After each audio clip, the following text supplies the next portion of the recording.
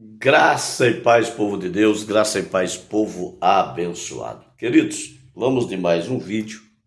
Desta feita, resposta ao internauta calvinista.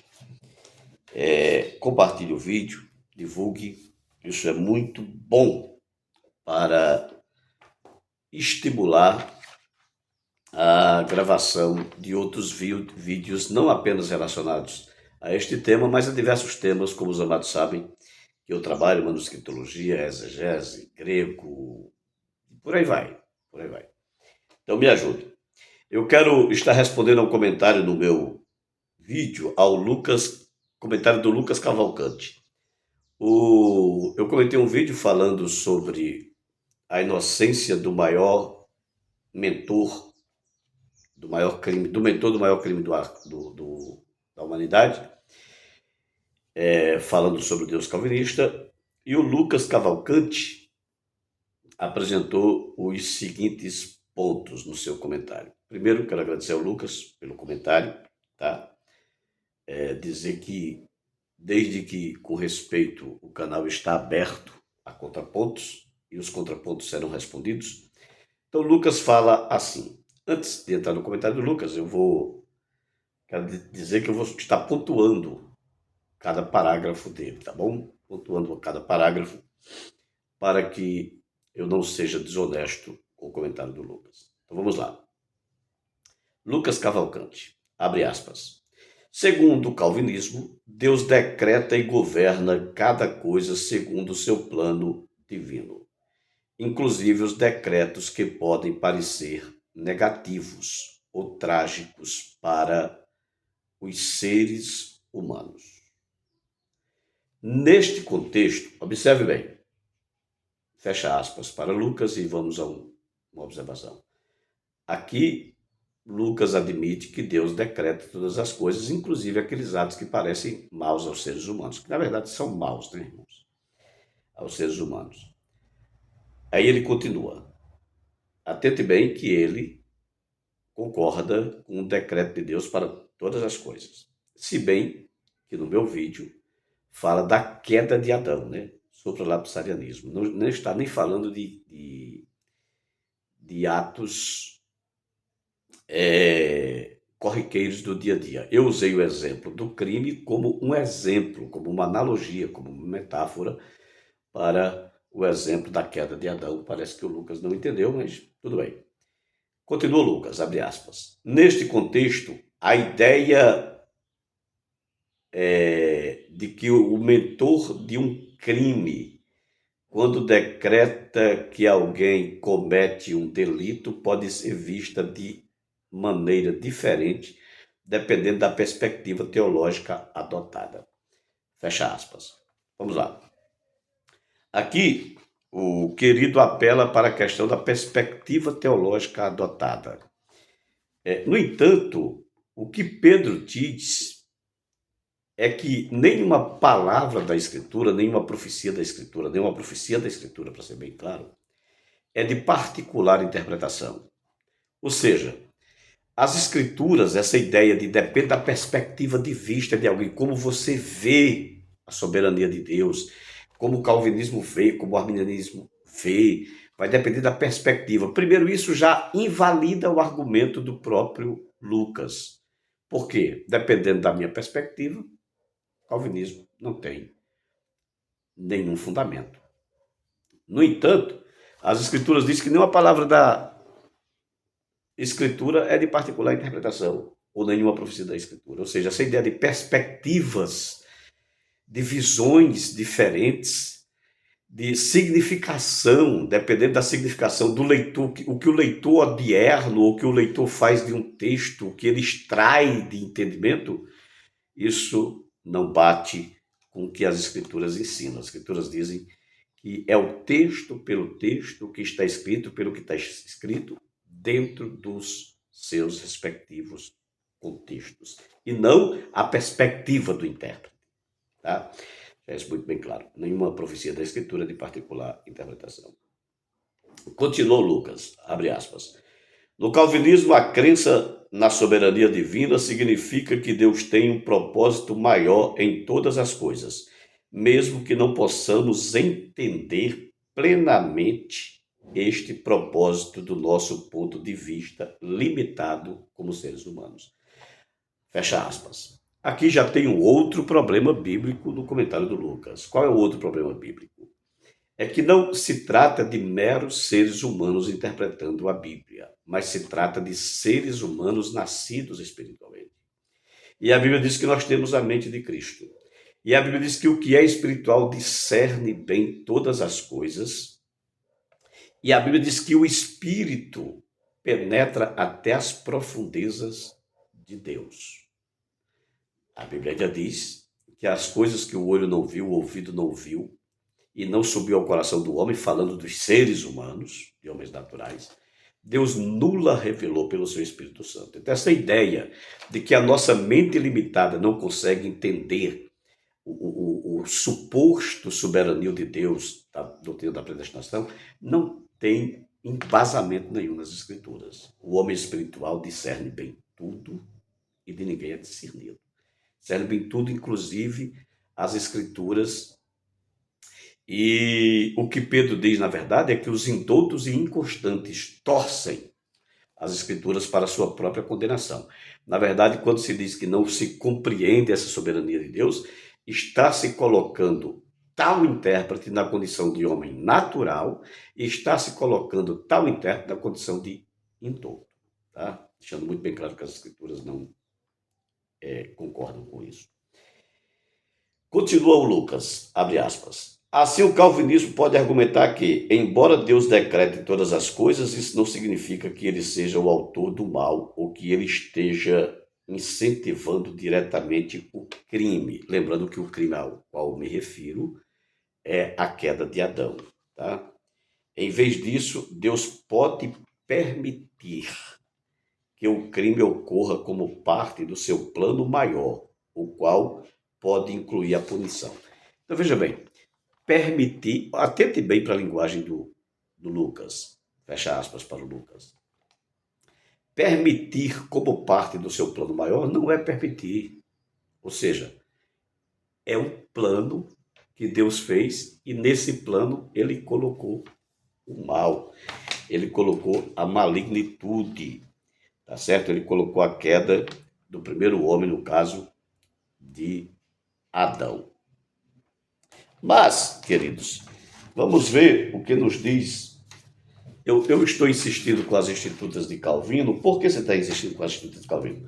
Eu poderia muito bem trabalhar Storms, eu poderia muito bem trabalhar Pink, eu poderia muito bem trabalhar John Owen, eu poderia muito bem trabalhar Boyce e Hyken, eu poderia muito bem trabalhar Michael Horton, eu poderia trabalhar a própria visão do Carson sobre a tulipe, do John Piper, isso para citar os papas do calvinismo mundial, tá? Mas eu quero ir direto à fonte, eu quero ir direto a João Calvino, porque, na verdade, o calvinista ou ele não conhece João Calvino ou não conhece as Escrituras, uma dessas duas coisas, porque se conhecesse as Escrituras de João Calvino, eles não defenderiam a soteriologia de João Calvino e muito menos o Deus calvinista. Vamos entender isso? Vamos começar aqui com a página 41. Estou no livro 3 das Institutas.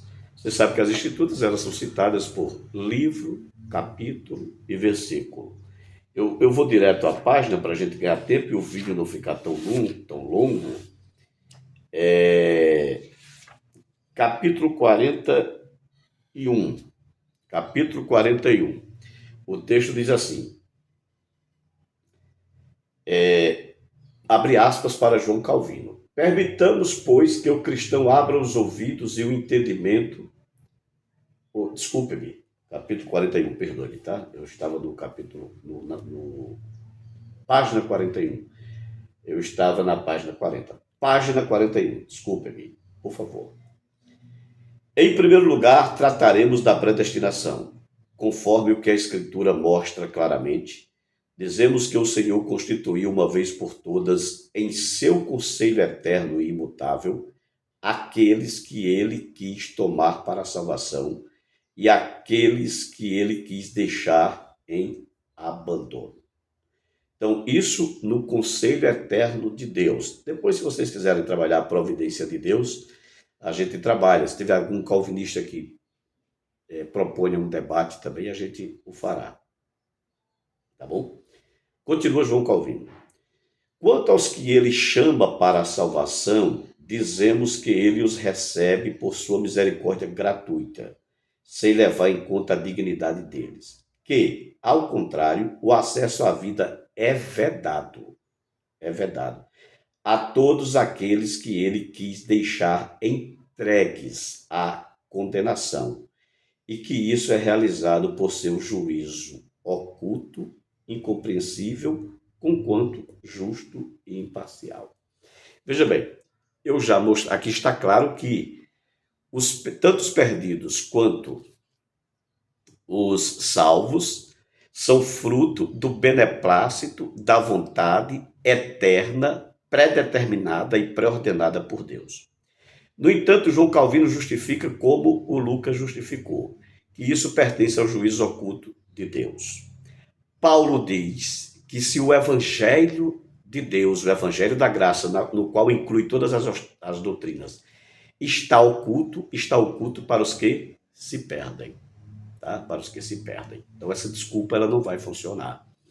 Paulo diz, eu repito, que nós temos a mente de Cristo, que quem é espiritual discerne bem todas as coisas, que o Espírito penetra até as profundezas de Deus, falando do Espírito de Deus, e que o Espírito nula revelou aquilo que não desceu ao coração do homem natural. Portanto, essa ideia de que é um juízo oculto de Deus, isso é para os que se perdem, para os que não são espirituais e para os que querem camuflar o evangelho, desculpe-me a expressão.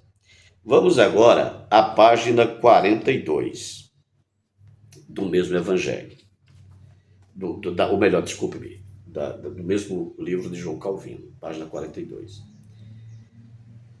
Privando os réprobos do conhecimento da sua palavra ou da santificação realizada pelo seu Espírito, ele demonstra por tal sinal qual será o fim deles e que julgamento está preparado para eles. Então, Deus priva o réprobo, mas escolhe os eleitos. Um outro erro de João Calvino e uma alta contradição, que ele joga na conta do juízo oculto de Deus que não existe na Bíblia. Qual é? Na leitura anterior, ele diz que esse juízo oculto de Deus é imparcial. Só que agora ele está dizendo que Deus priva os réprobos do conhecimento, sendo que tanto os salvos quanto os réprobos praticaram o mesmo pecado, caíram no mesmo pecado de Adão, sob a mesma condenação de Adão, e Deus os priva, falando dos réprobos, do conhecimento da palavra. Dizer que Deus está praticando um juízo imparcial tem que ser oculto mesmo, mas do ocultismo intelectual do próprio Deus, porque nem Deus conhece isso. Se todos praticam o mesmo ato, mas se Deus usa de misericórdia para com uns e reprova os outros, não apenas reprova, mas os priva do conhecimento da palavra, não tem nada de imparcialidade aí. Na verdade, ele está sendo parcial. Isso é o juízo oculto de Deus, já expliquei. É oculto para os que se perdem. Tá bom? Vamos ainda agora à página 48. Ainda João Calvino, na sua página de número 48. Olha só o que diz João Calvino. Vemos que o apóstolo subordina em um e outro ao beneplácito de Deus. Então, se não podemos atribuir esta razão pela qual Deus aceita os seus eleitos, que já não seja o seu agrado, tampouco teremos outra razão pela qual ele rejeita os demais, senão a sua vontade. Ou seja, aqui Calvino quebra aquela ideia de soberania de Deus e responsabilidade humana. Não, a soberania de Deus decreta o pecado, mas a responsabilidade de pecar é do homem. Ora, como se João Calvino está dizendo que, olha só o que ele diz, não podemos atribuir outra razão pela qual Deus aceita os seus eleitos que não seja o seu agrado, o agrado de Deus. Tampouco, nem também teremos outra razão pela qual ele rejeita os demais, senão a sua vontade. Então, é a vontade de Deus. E esse Deus, os calvinistas dizem que é soberano, e essa soberania, eles chamam de paradoxo, que não tem nada de paradoxo. Eles dizem que está oculto, mas a Bíblia diz que se está oculto para os que se perdem. Agora veja a página 49, ainda das Institutas de João Calvino. Em resposta, reconheço que foi pela vontade de Deus que todos os filhos de Adão caíram nesta miséria, na qual agora estamos retidos.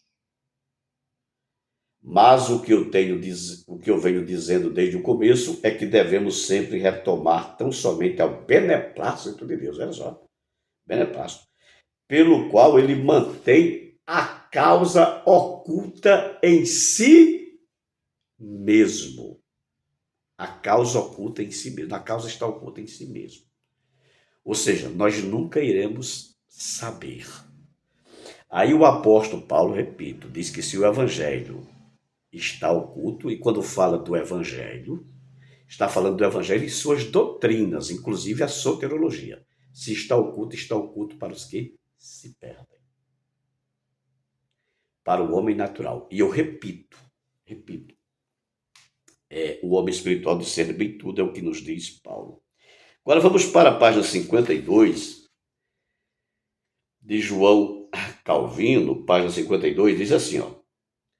Agora, o que vou dizer não deve causar estranheza, que Deus não somente previu a queda do primeiro homem e com ela a desgraça de toda a sua posteridade, mas também ele quis que assim fosse. Ou seja, Deus não apenas previu, mas ele quis, ele determinou que assim fosse. Página 53. Além disso, a sua perdição, a perdição dos ímpios, procede da predestinação de Deus, de tal maneira que a sua causa e substância se encontram neles. O primeiro homem caiu porque Deus julgou que isso era um meio útil para os seus propósitos. Então, quem foi que fez com que o primeiro homem caísse? Deus. Quem projetou? Deus. Olha na página 54. Os réprobos querem ser desculpados por pecar, porque não conseguem evadir-se à necessidade do pecado. Ora, como evadir-se à necessidade do pecado, se essa necessidade de pecar foi Deus que colocou, e colocou de forma indubitável? Então, meu querido Lucas, com todo respeito, a Bíblia diz que Deus encerrou todos debaixo do pecado para usar de misericórdia para todos. A palavra misericórdia ali, em grego, é a mesma tanto para os réprobos quanto para os salvos. Então, vamos parar com essa ideia, desculpem-me, mas absurda, de que a soberania de Deus ninguém consegue entender para defender uma doutrina que nunca foi defendida pelas Escrituras. A Bíblia nos diz que se o nosso evangelho está escondido, oculto, Paulo falando, está oculto para os que se perdem. A Bíblia diz que Deus encerrou todos debaixo do pecado para usar de misericórdia para com todos. Isso sim é ser imparcial. Então essa doutrina de soberania de Deus, responsabilidade humana, e de que a compreensão está oculta em Deus, em si mesmo, de que ele não revelou, isso é história de carochinha e querer empurrar goela abaixo, na mente dos incautos, com boas retóricas, a doutrina maldita, maléfica, da predestinação absoluta. Você vai dizer, mas professor Ferreira, o termo predestinação não está na Bíblia? Está. Está em sua forma aorista, que é uma forma indefinida em grego. Não é uma predestinação absoluta. Nós já temos vídeo no canal explicando isso. Que Deus nos abençoe.